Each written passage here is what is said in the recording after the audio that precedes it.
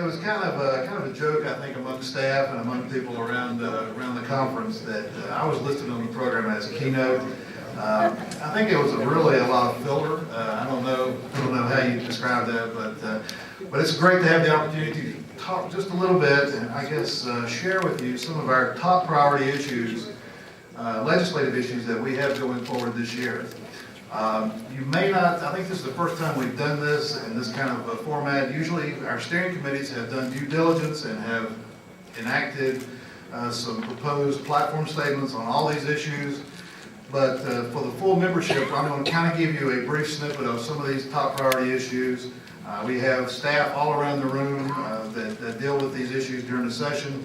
Let me quickly highlight some of our legislative team that you have working for you this year. Ted McCormick, is Ted here? Ted's in the back here. Ted does land use planning, reform commission, mandates, those kind of things. Of course, I do the state budget and issues dealing with tax. Bo Blevins, Bo does health and human resources and education issues. Phyllis Arrigo, Phyllis does all of our legal issues, eminent domain and all those FOIA issues. Larry Land, Larry's in the back. Larry does environmental and agriculture, does transportation issues. And I think I have covered everybody, just to make sure I haven't left anybody out. But I think you've got a great legislative team going forward this year. We have, as you have heard from Secretary Brown, hopefully yesterday, this is going to be a very, very tough budget year for the state budget, which I translate that to be a very, very tough year for us in the local government world. I've heard Secretary Connaughton yesterday mention the troubles that we have with transportation, the issues that are going forward there. But let me quickly run through the highlight of issues that we're going to be addressing and this coming year. I want you to hear that advocacy, our advocacy and our success working for counties really begins at home. It's grassroots efforts that's needed. When you leave here, we don't want you to just leave here and go back and think about the conference, what a great job you had, what we did here at the conference, what a great time you had here. We want you to go back and work. We want you to go back and talk to your legislators, your delegates and senators before they get to Richmond. That's the best place to impact and shape their ideas on how they feel about these issues, local issues going forward. First and foremost, aid to localities. As most of you know, we're in the fourth year of receiving reduced funding for aid to localities. It's $60 million again this year, $60 million last year. Prior to that, it was $50 million a year for the previous biennium. We want to try to halt that as much as possible. Now, we don't think that the General Assembly is going to come up with $60 million necessarily. We're asking them to, but we would like to find a way to try to reverse that reduction in some form or fashion. I think we were optimistic, and the governor in his August presentation mentioned that he would like to do something on the aid to localities, the reduction that we're currently under. And we really hope that as you go back to your localities, you can talk to your delegates and senators and put a plug in for that. We need to reduce that $60 million going forward this year. Line of Duty Act. I'm sure everybody here is familiar with the Line of Duty program, Line of Duty Act program. A much needed program for our law enforcement and firefighters that receive these benefits. But as many of you know, this was a state program that was transferred wholly to local governments to pay these bills. We discussed this in our steering committees that had done some due diligence, and while we would like to see this reversed, we think that probably the more important aspect of line of duty that we need to focus on right now is the administration of the program. Right now, the state administers the program, and all you do is write a check, and they deliver the benefits. We want to administer the program similar to the way we do the workers' comp program. We think we need to have that ability to accurately and efficiently manage this program within our state budgets. So that's going to be another priority issue this year. The Mandates Task Force. Hopefully you were able to sit in on the concurrent session we had. I thought it was very informative. You know, the Mandates Task Force is, we have two Board of Supervisor members that are sitting on that. Supervisor Kenny from Fluvanna, Supervisor Harity from Fairfax County. Those are local government reps, county government reps that are on that commission right now. They are focusing, from the way I understand it, on some of the issues that, and I hate to characterize this way, but low-hanging fruit right now, stuff that they can really make an impact on. I think they're going to be looking into the processes that local governments do to see if there's some changes they can make throughout the session. But they're not really going to be dealing with money issues, financial issues. As many of you are aware, if you haven't gone to our website and seen our VACo's list of mandates, the onerous mandates that have been put forward, most of those deal with financial issues. And we think it's important, even though the task force may not be impacting those issues or looking at those issues right now, we think it's very important that we keep those financial issues up front within the commission. And we do need to, we are asking for them to take a look at these issues in due time. State budget, again, I mentioned that Rick Brown did a presentation yesterday talking about how bleak the situation looks, and this may be his toughest budget that he's ever put together, Secretary of Finance. All the agencies right now are looking at 2, 4, and 6 reductions, such as social services, transportation. Everybody's putting their plans together for a 2, 4, and 6 reduction. Translate that to local government. That means reimbursements to local governments will be reduced. However you look at it, either 2, 4, or 6% reduction, local payments to local governments will be reduced. Another issue that's kind of come up very recently is the local ordinances and the funding of courts. As you know, the author of Public Accounts has come out with a report saying that right now, when we write tickets locally for fines and criminal offenses on local ordinances, that revenue should go to the state. The Auditor of Public Accounts says that right now those dollars come locally, and they do fund our local courts. But the report says that those dollars should be transferred to the state, and the state will be transferring a payment to localities. We are vehemently opposed to that kind of concept. We have a lot of local funding right now going in to support our court systems, and we need to keep that as a local revenue source. Tax issues, we know that there will be an attack on VPOL tax, machinery and tools, merchants capital. There always is an attack on those taxes during the session. We will continue to fight to keep that option out there for localities. There have been some studies. I think that Dr. Holsworth mentioned a study by the Thomas Jefferson Institute dealing with restructuring of tax.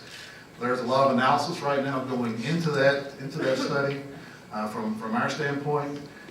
I think the idea conceptually was to do a replacement of dollars, but I think if you look closely enough, I don't think that's a true replacement of dollars that we use locally. K-12 education, one of our biggest funded issues locally. This is a re-benchmarking year. We have got to very carefully watch what goes on in the General Assembly. Re-benchmarking this year is about $145 million. And we need to make sure and ensure that those K-12 funds continue to flow locally. We don't need those dollars going to fund DRS or going anywhere else. We need to make sure that those stay going to the local governments for the support of that program. VRS, you heard Dr. Holsworth mentioned VRS, huge issue with the unfunded liabilities. This is really going to be an issue that we're going to see. We're going to see an increase in our contribution rates for teachers. We know that. You're probably going to see an increase in your contribution rates for your local employees also. The state's going to feel a really huge increase. We don't really know what the governor's going to do in his budget, but from listening to Jim Regenbaugh, our economist, yesterday, and doing a little bit of analysis of VRS, he thinks that they've got to do something just to keep the bond rating, the AAA bond rating that we have in Virginia. The governor's got to make some kind of effort to meet to meet the rates that have been approved by the VRS Board of Trustees. And that means maybe a 10% increase in our teacher rates. We're not sure. And as you know, we pay a hefty portion of those rates locally. Another issue that we have going forward, a health benefit exchange program. Health benefit exchange is something that the Secretary of Health and Human Services is working with right now. There's a couple of thoughts on creating these exchanges.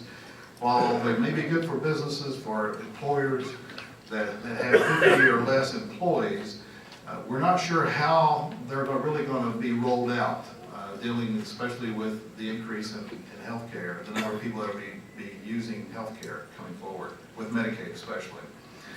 And so we're watching that very closely. We don't know whether those exchanges will go to the State Corporation Commission, as many of the legislators won't, or if they'll be actually going through a quasi-governmental entity like the Secretary of Health and Human Services wants. Either way, the impact for our local departments of social services is huge. You're going to see enormous numbers of people coming through the door to apply for benefits. And where that gets us is the eligibility determination. We make at the local level, we make the eligibility determination for all Medicaid. And with increased numbers of people coming through, that means that it's going to require additional staff. And how we fund that is, I don't know yet. Reform Commission, we're going to continue monitoring the work of the Reform Commission. They met yesterday. I haven't been privy to all their final recommendations, but I do know that there's some recommendations that are going forward dealing with managed care in the health and human services arena, with communication sales tax in the tax arena. But we will continue to monitor that and read your newsletter that's coming out. We will probably highlight some of those issues and ask you to weigh in on some of those things. Another huge issue is eminent domain this year. We have talked about this. There was legislation last year put forward that passed that says that local governments have to pay for lost access and lost profits for business in doing projects. There was no definition of what lost access is or what lost profits is. There's no formula that's been put out there. We have addressed many audiences, and we are opposed to this legislation in its current form. We feel that there is, until lost access and lost profits are defined, it's going to make litigation a nightmare. Every project will be subject to litigation. And as you know, the cost of litigation is enormous also, and going to the courts.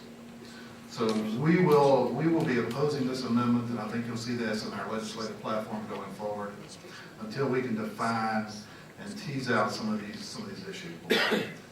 While we're not opposed to private property rights as any mechanism, we think that before this legislation is passed, it needs to be perfected. We need to have good legislation going forward, and not just some legislation that's thrown together as a concept. Several CSA issues, health and human service issues going forward, everything dealing with managed care to the match rate for you at the local level. We will be continuing to watch that. Transportation issues. As many of you know, this will be one of our top priority issues going forward this year. We have been heard from Secretary Knowlton about devolution and his ideas of devolving transportation to the urban and suburbans and maybe to the locals. I think our challenge this year will be to oppose devolution in any form right now. It's going to be a challenge to alert our rural officials as to what happens if devolution occurs to the suburbans and rurals in any form or fashion. That will really pull the money out from transportation, and there will be nothing left for the rural localities other than to devolve 3 years down the road. So we're watching this issue very closely. I think we have a very, very strong statement in our legislative platform, and I encourage you to read that and follow along with VACo issues on that. Last issue that I really want to just mention is that broadband telecommunications, we're continuing to work for higher access in the rural areas. We're working in the VACo Rural Caucus. We heard a presentation on the rural broadband access. There's a lot of neat things going on out there. If you're not familiar with 4G, what's going on with 4G and the wireless, it's making the rural areas more accessible, because 4G apparently, instead of being a cable that just goes flat and across the land, 4G kind of goes up and down. The wireless goes up and down mountains, up and down hills. And so it's making those localities that may have very sparsely populated, give them access to services that they've never had before. Again, those are the top issues that we wanted to alert you to from your legislative team. Before we can ever be successful in working for you and working on these issues, we've got to have your help. But let me encourage you, if you don't know these issues, grab a staff member, talk to us. You've got liaisons out here sitting all around that work for local government. We work in partnership with those liaisons on all these issues. We need you to go back, we need you to talk to your delegates, talk to your senators, educate them as to what our priorities are and how they can help their localities. Hold them to the fire. Contact them during the session. Don't just email them, call them, ask them where they stand. We're going to be trying to do the very same thing when we're up there at the General Assembly all the time. When you come in for legislative day, I think that's one of the things that you need to get around and say to all your legislators, what are you doing? How are you helping us on these issues? What are you voting for? What are you, where do you stand? With that, thank you all. It's great to be able to share part of our legislative program in a broad fashion. I'll turn it back over to Bob. Thank you, my friend.